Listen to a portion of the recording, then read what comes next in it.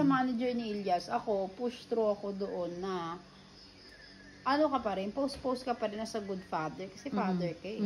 Ako walang masabi. Kagaya ng ginagawa ng anak ni, di ba si Ige Alganman, tsaka yung tatay.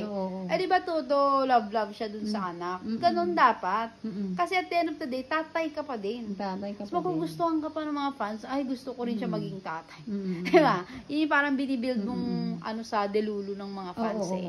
So yung tatay, ang galing niya maging tatay. Tsaka anong advice mo kay Ilyas about sa nasasabi sa'yo? Sa mga na nalilink kami. Yes. Well, nila pigilan. Gusto din. Alam po, karet din pala. Ano, charot. Hindi, yung sa amin ni Elias, sa amin na lang yun.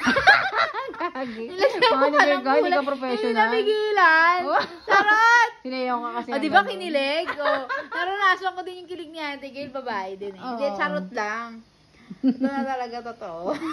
Bakla ko lang kayo. Kasi alam ko yun yung gusto niyo sagot. Oo, diba? Kasi naliling ka nga daw eh. Pumatol ka daw sa isang katulad niya. Na wala kang professional, manager ka pa naman. No. In the first place, Elias and I, we cleared out that everything na transaction, conversation, management, everything is professional. Malinaw yun sa kanya. Malinaw yun in the very first start. And up until na nag-work kami, up until now, professional ako. Kahit tanungin mo siya, tanungin mo yung nasa paligid, lahat ng pinag-uusapan namin is all about work. Walang kahit ano. Okay.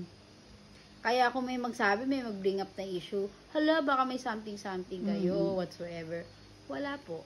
Kahit buklatin mo ang aking konsensya o puso, wala. Okay? Ako, I'm happy na he is love siya ng tao, sinusuportahan siya ng tao. That's a good work that we're trying to achieve. Na yun naman yung goal namin eh. Magustuhan siya ng tao. Tinutulungan ko lang siya around it. At nagtutulungan lang kami talaga to make that dream of him na magkatotoo. And of course, in order to do that, syempre kailangan pareho kami, partnership.